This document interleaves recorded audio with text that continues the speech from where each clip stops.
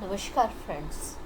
आज हम Indian renewable energy IREDA जिसे हम कहते हैं उसका ये चार्ट है। हायर टाइम फ्रेम मंथली का, ज़्यादा टाइम नहीं हुआ है अभी लिस्ट हुए, इसलिए इंडिकेटर्स में कुछ ज़्यादा सर्च नहीं कर सकते हायर टाइम फ्रेम पर ये जो अब तक का ट्रेंड है उसमें इस कैंडल का जो लो था वो लो था 121 रुपये 5 पैसे, और इस कैंडल का जो लो है वो है 140 रुपये। यानी कि इसने कंपेरिजन ऑफ दिस एक हायर लो बनाया है। और ये 1 2 3 ABC था, ABC में बी लेवल का हायर लो दिया है बी लेवल के साथ, ABCD ई बुक किया है इसने ये। तो हम इसको, ये हायर लो है और यहाँ इंडिकेटर्स में, यहाँ पर इंडिकेटर्स है नहीं, हम वीकली में जाके सर्च करेंगे। यहाँ पर से 5 और 13 के EMA भी दो ही सर्च हो रहे हैं इसमें। अभी 5 EMA 13 के नीचे है, खाली फ्लैट हो चुका है। और ये एक स्विंग ट्रेड में थोड़ा सा अंदर गया, अभी इसमें इतना नेगेटिव नहीं कह सकते इसको, हल्का सा RSI को अंदर की साइड डिप मारा और अगेन अपटिक हो चुका है मंथली पर। स्टोकेस्टिक भी अपटिक होके पॉजिटिव क्रॉसओवर दे चुका है। MACD है नहीं है अभी इसमें। ADX में स्ट्रेंथ इंडिकेटर्स अभी बना नहीं है, बुल अपर साइड है, डाउन टिक है, क्योंकि गिरावट ही गिरावट चल रही थी अब तक। पर बजट आने वाला है तो उसके पहले ये सब शेयर अभी अच्छे रेट पर मिल जाते हैं। ये बजट शेयर होते हैं और बजट के टाइम ये रिटर्न देते हैं।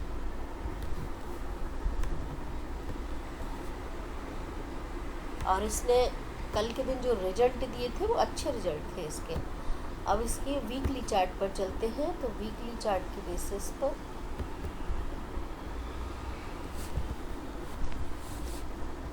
ये एक 1 and 2 थर्ड वेव, और ये जो डिप था उसने बन का हाई नहीं लिया है, तो ये फोर्थ वेव का कंफर्मेशन दे रहा है। ABC करेक्शन था, पहला 1 and 2 बन गया है, और 184 रुपये यहाँ तक के मेरे इसमें टारगेट दिखाई देते, पर वीकली चार्ट है तो उसमें थोड़ा टाइम लगेगा।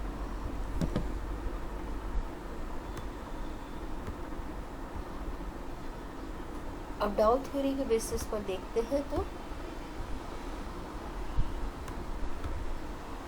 ये एक हायर लो था, इंडिकेटर्स में भी ये हायर हाई ही है।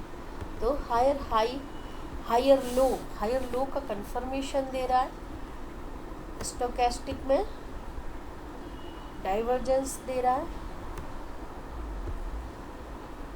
ADX में बुल अपटिक हो चुके हैं और जस्ट क्रॉस करके ऊपर की साइड यहाँ पर मूव कर रहे हैं, पर स्ट्रेंथ अभी डाउन है उनका, क्योंकि काफ़ी लंबे समय से ये डाउन ट्रेंड में था। MACD अपटिक हो चुका है, तो ये इसमें थोड़े थोड़े पॉजिटिव साइन आने लगे हैं। अब डेली पे जाते हैं तो डेली पे MACD ओवरबोट जोन में निकल के पॉजिटिव क्रॉस ओवर दे रहा है, अपटिक भी है। ADX DMI में प्लस DMI अप साइड में अपटिक है। ADX में स्ट्रेंथ है 19 पर, स्ट्रेंथ है,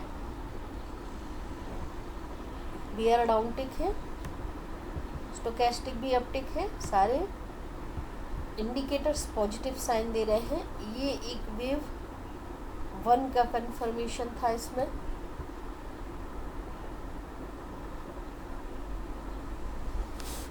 ये लोअर लो पॉइंट था इसका।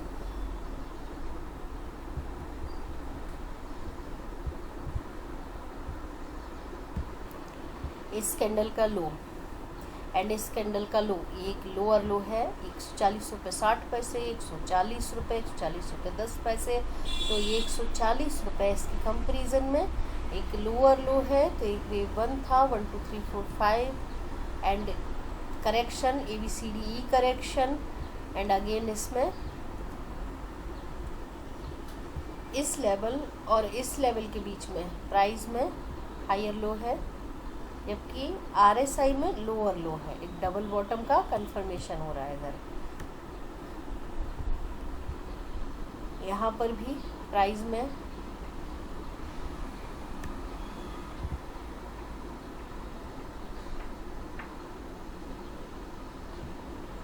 सेम है।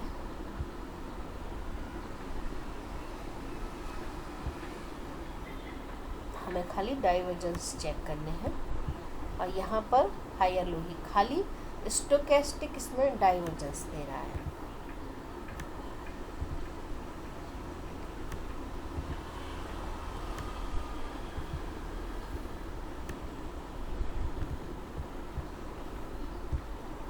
अब ये इसका ट्रेंड था थर्ड वेव का।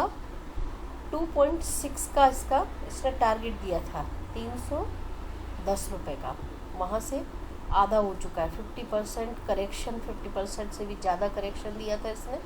140 तक गया था और अभी 155 पे है। पर यहाँ से इसमें लगभग मुझे ये जो चार्ट ऐसा बोल रहा है कि फिफ्थ वेव का टारगेट आना चाहिए और थर्ड और फोर्थ का टारगेट आना चाहिए, जो कि इसको वापस से 298 रुपये तक लेके आना चाहिए इसे।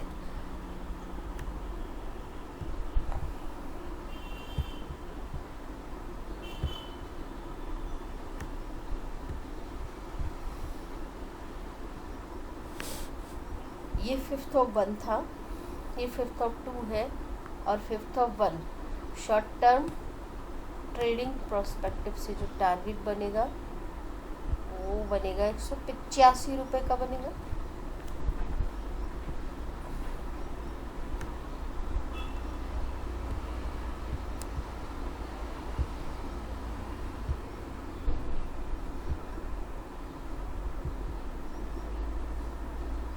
ये इस तरीके का करेक्शन था।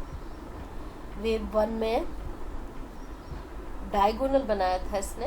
वेव B ABC था और 1 2 3 4 5 करके वेव ABC था इसका।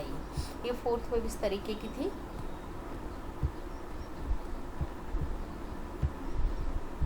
तो फाइनल टारगेट मेरे होंगे 232 रुपये के, ट्रेडिंग टारगेट होंगे 185 रुपये के, और तीसरा टारगेट होगा पहले यहाँ तक आने के बाद एक बार रिवर्स होके वापस से नीचे जरूर आएगा, वहाँ पे प्रॉफिट बुक करने का वो होगा लॉन्ग टर्म में। और ये इसमें 312 रुपये का थर्ड और फिफ्थ का टारगेट ये दे सकता है, पर उसमें काफ़ी समय लगेगा इसे। डेली चार्ट है तो 6 महीने का वक्त तो पकड़ के चलना चाहिए। अब इसके स्टॉप लॉस दोनों एक ही लेवल पे निकल रहे हैं।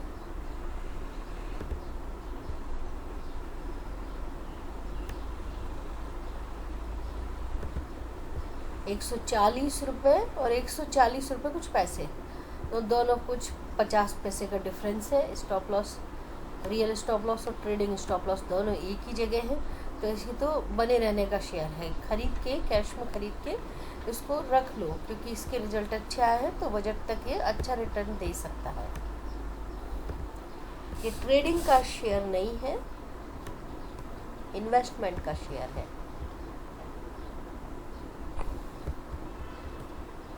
ये स्टॉप लॉस मैंने इस हाई, इस 1 के बेसिस पे दिए हैं, और ये 122 रुपये यहाँ पे इसका रियल स्टॉप लॉस आता है। इस कैंडल का हाई